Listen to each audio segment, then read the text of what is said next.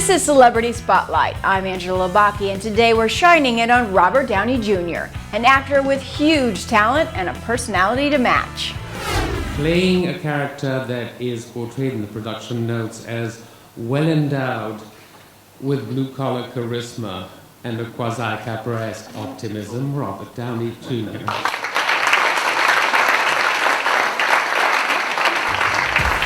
Charisma, charm, and a sardonic wit are some of the qualities that have embedded Downey in the hearts of the American public for more than the past 2 decades. I think I'm about to pass out. When they put on my head, get a little Nicholsonian in myself. What do you think? Have you ever worked with these guys before? Not that I remember, no. What do you think of comedy like this? Do you think this is something you want to get involved in? I think it's the kind of thing that it will really bring world peace. Why do you say that? I don't know. I can't be bothered to say anything serious tonight. Thank you. Oh, you mean aside from the sexual preference? Yes. Yeah. Pretty much me. Pretty much me. Pretty much married, so obviously, not a homosexual. Right. That's fine. Either way's fine. Jodie Foster as a director, how was that for you? It was like a real big breath of fresh air. She is so masterful. And sometimes she dresses like Peppermint Patty when she comes to work, But aside from that, I have no complaints. I really don't. Have you felt this was like, did Jodie come to you for this part, or? Yeah, she said that she was worried that I might be a little too over the top with it, and obviously her fears were realized. But but she gave me the job anyway, and she didn't fire me when we were doing it. And she seems to still be talking to me now. Like I talked to her yesterday, and she was answering she was talking back to me. And she didn't ask me to leave or anything, so I think everything's fine. What's the theme of this whole movie? What's the theme? The theme of this whole movie? Oh my God, I guess that's really more for Jodie to say. To me, it's just about, families, can't live without them, can't have dinner with them. Rather not have dinner with them. Jonathan's great. It was really relaxed atmosphere. After 3 weeks, though, basically, America's the country to be in. No offense to them. It's anywhere. It's just I got to have my Discovery Channel, and of course. And of course, what? What's that for? Although Robert Downey Jr. grew up with parents in the industry, his big breakthrough came at 22 years old when he was cast as Julian, a cocaine addict rich boy who eventually overdoses in the film Less Than Zero. In 1992, after a string of low-key projects, he landed the title role in Chaplin and gave a performance which garnered him Oscar and Golden Globe nominations for Best Actor. Well, Chaplin used to say that that these kind of things implied that people were in competition with each other, but rather I think it's just I don't know what to think. It's my first time. Again, after years out of the scene, Downey re-emerged as Callista Flockhart's love interest when he joined the cast of the hit television series Ally McBeal. At his next visit to the Golden Globes, he took home some gold. Hi, thanks.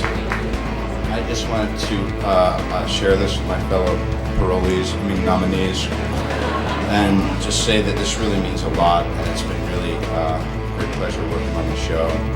Hollywood Foreign Press, they say that we're like eccentric and colorful, and the actor types, and then you hook up with them, and I guess the real major difference is they can bicker in 12 languages, and most of us can't. And but this certainly means a lot to me, and I really appreciate all the goodwill that's come from pretty much everyone in general, and I accept this with great humility and gratitude. Thank you very much. Never better, thank you. There is seemingly no common denominator between the next few film roles Downey chose, including Kiss Kiss Bang Bang, Fur, and Zodiac. Here the actor gives us a little insight into what influences his choices. I mean, if you think about it, it's a bit of a haystack anyway. Some people really grab the needle right off the bat. I'm kind of like the last stalk in the haystack. I'm like, well, it's not that, and then there's the needle. So I've had a lot of opportunity to make mistakes. I don't think you made many, especially lately. I just saw Kiss Kiss Bang Bang. God, you're right.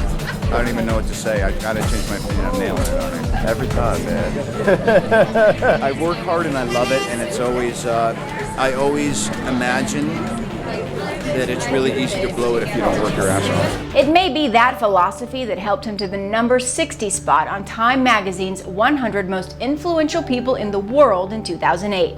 Given that his career had already seen so many highs and lows by this time, many people began calling it a comeback. I guess I'd have to say it's sweeter. You think about this stuff like as an athletic event or for a sports team, you know, so you haven't been on the underdog list for a while, it feels good, you know.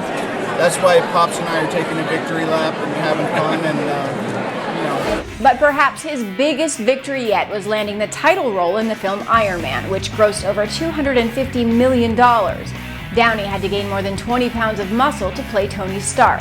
What's excellent is that we're doing this origin story and fans love that. We're getting really positive feedback. She actually thought I was hot for about 2 weeks when we were shooting, when I was at my most ripped. And now she knows I'm a schlub and I gotta get back to the gym. What did you keep from the film in terms of souvenirs? What didn't he keep? Everything they'd let me. We have the Iron Man Museum at our house. Well, have you restricted to a certain room? Like you can have a room of masks, but... No.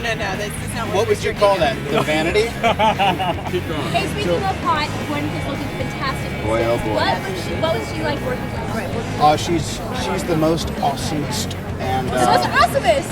And the truth is, you know, we're quite good friends, and she really brought something to the movie. And mostly on the tour, what she brought is, you know, they say Gwyneth Paltrow is seen in Europe promoting some film or other with some other people, and they got a close up of her high heels and those gams. So basically, she just gave us $100 million worth of publicity. And the Tony Stark action figure, when they did measurements, was a big process in terms of... It certainly was. They scanned my head, they did the whole deal, and when we do the next round, they're going to get it right. But it's not bad. The next round meaning number 2. I heard you did your own stunts for this film. How hard were the stunts you did for this film? The stuntman said you did the stunts better than they could have. Well, I was the only one practicing on this flying rig, so they're kind of giving me a compliment. The truth is, if we hadn't had the stunt crew and all the guys who were cycling in and out of the suits, I'd probably still be in traction.